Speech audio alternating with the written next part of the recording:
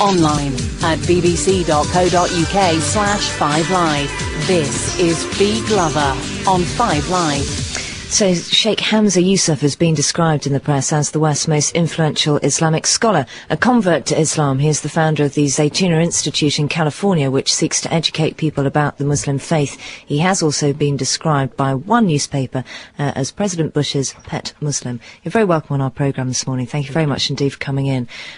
Are you President Bush's link to the Muslim world? Have you been that? No, not at all. I think after September 11th, I was the Muslim that was invited in to discuss the situation with him. So I think there was a lot of misunderstanding about that came out of that. But in fact, I think it's quite the opposite.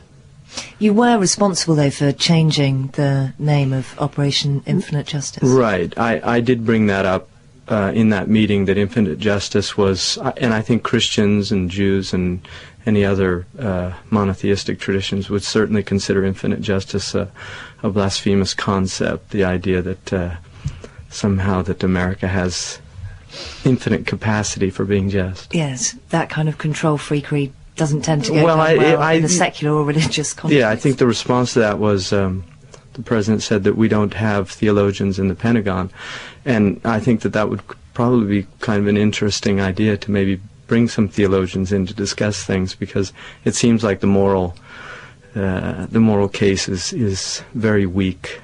You've said some very interesting things about where Islam is at the moment, and the fact that you believe it's experiencing quite a dark age. Why? Well, I would say that the Muslims, in a sense, are going through a particularly difficult time.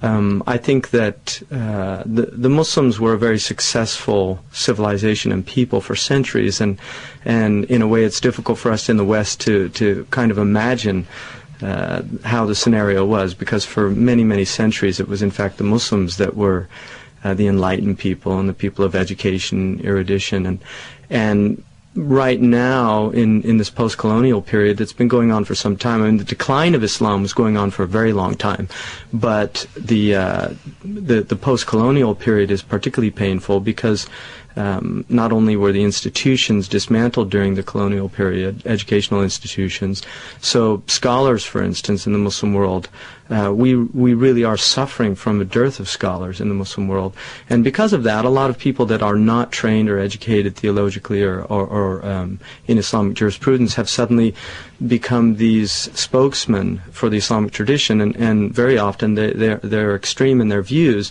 and these views are put forward somehow as being mainstream Islam, which it's like taking something like David Koresh from Waco, Texas, and saying that he represents mainstream Christianity.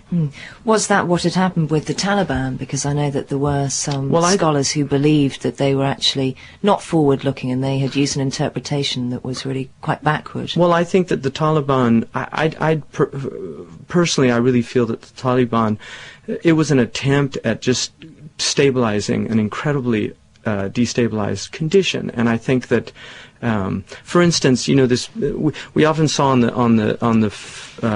news media this one. It was the same picture over and over again of some Taliban hitting a woman, and we don't really know if it was a Taliban, but that's what the image showed. And I think that you can take a picture like Rodney King being beaten by the LA police, and suddenly all American policemen are going around beating people up.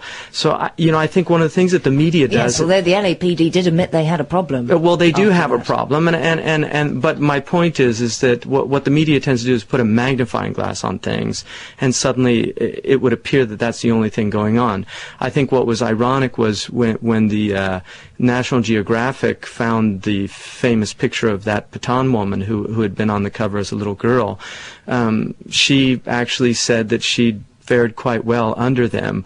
I think what people don't realize is that the entire country was in a state of anarchy. Indeed, they did shut down the schools. They told women to stay at homes, but part of the reason why they took over in the first place was because of the rape of Pathan women by the northern Afghanis. So I just, I think, yeah, it was an unfortunate situation. But I also feel that there's been an incredible amount of disinformation personally, and I did speak to a lot of people that were there during that time. I think that the biggest mistake that group made was aligning with very radical elements that were in the country that were foreign, because the Afghani people, and I've lived spent quite a bit of time, many of my students have been Afghanis. The Afghani people are actually a very they're a wonderful people, and I think many of the Western people that have gone to Afghanistan, and there's a famous French photographer, Roland, who spent a great deal of time there, has recently put out a book just saying that the Afghanistan he reads in the newspapers, it's not the Afghanistan he knew in the 1960s, which was a land of just incredible beauty, both in its human population as well as its physical geography. Would you say, though, that you could make quite a fair comparison to politics in this country, whereby people say the rise of the right has been allowed because there is a slightly kind of moribund or stagnated platform in British politics? Is it the same in the Islamic world, that fundamentalism has been allowed to thrive? No, I don't think there's any comparison at all, because I think what happens in the West, one of the things that happens when you do have a considerable amount of liberty and freedom to do what you want, a lot of people here just don't think about politics a great deal in the West, particularly in America. I mean, America, although it does have a lot of political activism, the political activism tends to be more like football teams, like I'm a Republican, you're a Democrat, and it's more Raiders and Buccaneers type approach to things. But in terms of serious political understanding, I think that the Muslim world has been living under despotism for so long that fundamentalism becomes a pathological reaction to the deep repressive elements that have been controlling the Muslim world. And so religion becomes a liberation theology. It becomes a voice for the voiceless. And I think really that's at the root of a lot of the problems. For instance, if you look at in the Palestinian situation, in the 1960s and 70s, it was Marxism which was the dominant method of rebellion, or not rebellion, but just as their political voice. And in the 80s and 90s, it begins to move into an Islamic discourse, but they bring in a lot of Marxist elements into the discourse. And so I think what's happened in the Muslim world is you've had a great deal of influence from Marxism, and so the Islamic political movements have often been tainted by a type of Marxist revolutionary rhetoric, because Islam is not, in fact, a revolutionary tradition. It attempts to purify existing societies rather than to completely turn them upside down. But purify through converting? Purify through converting, and through also through principles. I mean, I think the Islamic tradition is a tradition that it's not a theocratic tradition in the sense that God is not speaking directly to us. The Muslims also believe in the idea of natural law, and they believe in revelation as principles that have been given through a messenger. And then the human mind attempts to apply those principles in the world. But human beings are always going to fall short of that. And I think one of the things that what extremists do is they arrogate to themselves the voice of God, and that is why they're able to kill people innocently, because they really believe that they're acting with absolute authority. And this is, I mean, every religious tradition recognizes the total fallacy in that perspective. Let's hear from Colin, who's in Kings Lynn, Mohammed, who's in Birmingham, and Farida, who's in Kingsbury. Hello, Colin. Very good morning to you. You're through to Sheikh Hamza Yusuf.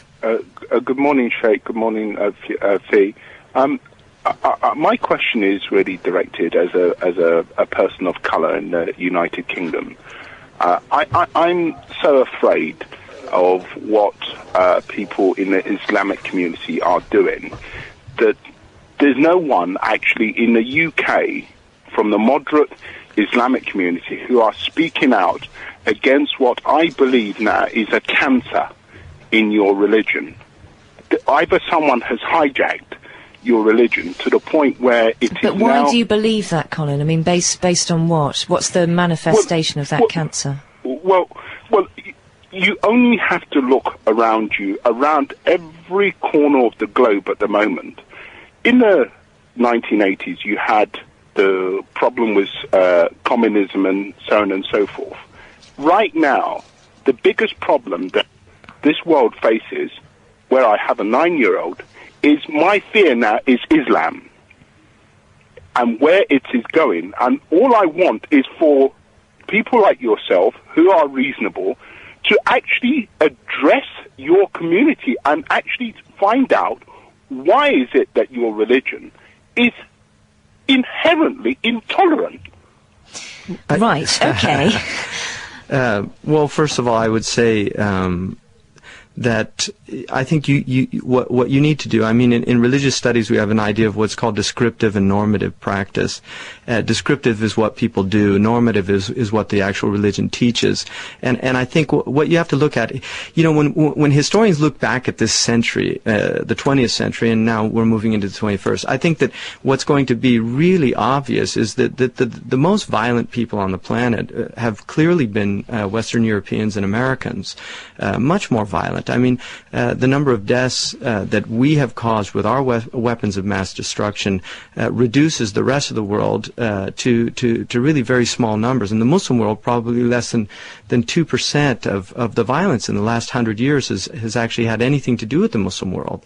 So I think it's very distorted because we don't really look in these historical perspectives. I mean, I feel that one of the things about the Muslim world is it has been suffering a great deal, and I think that what we're seeing, as opposed to a cancer, I would say that it's feverish. It's a immune system response that is out of balance, but because there is a great deal of suffering going on. I mean, if we look right now just at the globe, people are very unaware of what's happening in Chechnya, Kashmir, in Palestine, in Algeria, in places where there's just an immense amount of suffering, and certainly in Iraq. And I think a lot of Muslims feel that, and they're incredibly frustrated because they are a voiceless community that they really believe is not being listened to. And unfortunately, I mean, I personally really feel that one of the things that these extremist elements is that they are a scream or a shout for an entire civilization and community to be heard, and this is 1/5 of the world's population. And if we don't start listening, I really feel that it is going to get worse, and that will be just tragic. Colin, you surely don't equate all Muslims with the kind of actions that we saw by people claiming to be part of that faith on September the 11th. And they weren't obeying the rules of the certainly Quran. not they working were within the living against the Quran. I don't equate all Muslims. This is the point. I'm saying there is a problem. Too often they use this excuse or that excuse to excuse certain things. Look, as a Christian, the central tenet of my faith tells me to forgive my enemy. It doesn't tell me to go and murder my enemy. But there are many people who have claimed Christianity to be their religion who have attacked and who have shown aggression, Colin. I mean, are you really fearful of the Muslim faith at the moment? The point that the Sheikh made is valid, that over the generations, Christians have been far more responsible for far more deaths. I can accept that. But the point is, my daughter doesn't live in the 18th century or the 17th century. I'm talking really more about the 20th century. She lives, or the 20th, she lives now. And I want her to be able to get on a flight when she's 18 and not worry about people who say that Allah tells them that they should crash a plane into a building. But you can't hold that against every Muslim, Colin. Yeah, but why don't we have more people actually come out and say this concept of suicide bombing or jihad is completely alien to this religion? Colin, thank you very much for that call. It was something that Margaret Thatcher said after September the 11th, that she wanted to see more leadership from the Muslim community in this country, and condemning it. And we do have serious complications here. I mean, I think that overall, for instance, Palestine is incredibly complicated, and it does muddy the waters for clear thinking about things, because I think the vast majority of Muslims do view that the Palestinians have inherent rights there, and what they do, even if it's these extreme acts. I mean, I personally am completely against the use of violence against civilians, against women and children, and also what would be termed as something that is beyond government authority. If you're acting as a vigilante, not without, I mean, it's just anarchy, and Islam prohibits any type of vigilantism. We'll take more calls, 0500 909 693 after the travel, but also we have a statement which has just been received here. It says that the government has been forced to make a common statement on airport security. The Commons Speaker has agreed to the request made by the Conservatives. At this stage, it hasn't been confirmed whether the Home Secretary, David Blunkett, will make the statement. There'll also be a statement on Iraq from the Foreign Secretary, Jack Straw, and the weekly business statement from the Commons leader, Robin Cook. So probably the first will start at 12:30, and Jack Straw on probably at 1:15. You'll hear all of those things here on 5 Live. Hello, Anna. Hello, thanks, Fee. Perth and Kinross, first of all, at the A9, M90, A93, Broxton roundabout. Temporary roadworks are going on until 3:30 this afternoon. They reduced the roundabout to one lane only, so allow for delays on all approaches. In Stirling, the A875 stays closed for accident recovery between Balfron and the A811 junction at Cammock Hill. No change in Cheshire either. They're still clearing the lorry load from the A54 northbound at Bosley, north of Congleton. So in the meantime, that side of the road stays closed. In Derbyshire, though, the A38 has reopened northbound after an earlier car fire at the A52 junction at Markeaton. The A511 in Staffordshire, that's still closed after this morning's accident on Ashby Road in Burton upon Trent. And on public transport, there are still delays on London's tube network following this morning's major signal failure. Anna Rajan, 5 Live Travel. Not all the weekend stories are sport-related. We'll be bringing you the full story and the background to today's shuttle disaster. Well, we were awakened by a tremendous sound, and there was a bunch of debris that fell that was burning. The last few minutes, NASA has announced that it started an inquiry. It started in the left wing, but the rest of the space shuttle would stand no chance. If you have any questions, please text us on 85058. I think it's important to emphasise that the shuttle wasn't carrying any radioactive payload.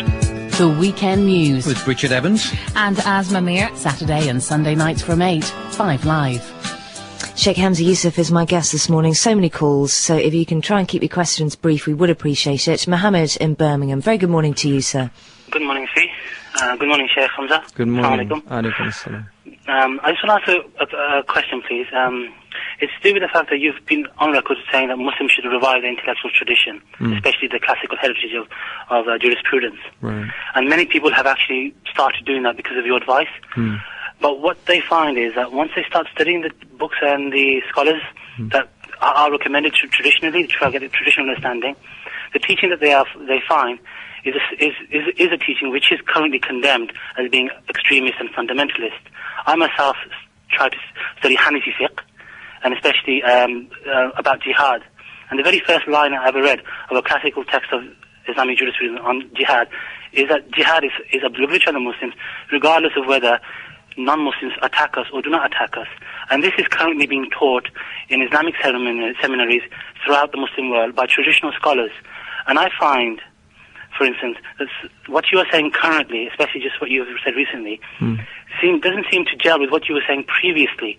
And I honestly find that there's some sort of disingenuity here, because if we are to discover our heritage has aspects which are not compatible with Western civilization. Jihad. And I just want to bring one point up. You brought up the I'll tell you what, Mohammed, let's just hear the answer to that. Well, first of all, I would say that jihad is an obligation binding upon Muslims, which is defense of the homelands. It's also the removal of aggression. But the normative practice of the Muslims has always been that aggression is prohibited. The Quran is very clear on that. La ta'tadu, don't be aggressive in your wars. The Quran says if they incline towards peace, then you too should incline towards peace. The Quran permits, and certainly in traditional jurisprudence, the treaties with non-Muslim nations, and those treaties are to be honored, you will find differing views. There is no doubt, because, like I said earlier, Islam is not theocratic in we know exactly what God meant, but it's human attempts at understanding what God means. And that is why, first of all, most of those laws that deal with international relations, that deal with these, have nothing to do with your average Muslims. And when your average Muslims begin to take it upon themselves to implement laws that have to do with state polity and state power, this is where the confusion comes in. It's none of the average Muslim's business to be attempting to apply laws that are directed to the rulers of a country. And this is what's known in the Islamic tradition as fard ayn and fard kifaya.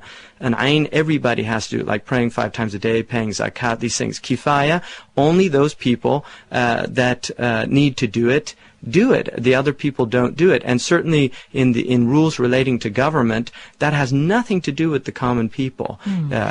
But I can see where the confusion would lie, though. I mean, if you're advocating that people do read these texts, no, but if they read them without qualified teachers, absolutely, you're going to have serious problems. You can't just pick up a book and read. Look, in England, no one will allow a barrister who has not been trained in law school to go out and practice law. And constitutional law is certainly, you have to know interpretive practices, hermeneutics. You have to learn how to derive principles. I mean, if we had people reading a book on surgery and going out and performing surgery on people out in the society, it's madness. And so, this idea that I can pick up my book and become a weekend mufti is absolute insanity. The GMC is very busy dealing with some of those cases to do with medicine at the moment. Mohammed, can I just come back to one point, please? Of course you can, and then I want to ask you a question myself. Okay, the point being, I'm not. What I'm trying to say, for instance, you mentioned the Taliban themselves. The thing about the Taliban is that they were a government. They were Taliban, which means students. They didn't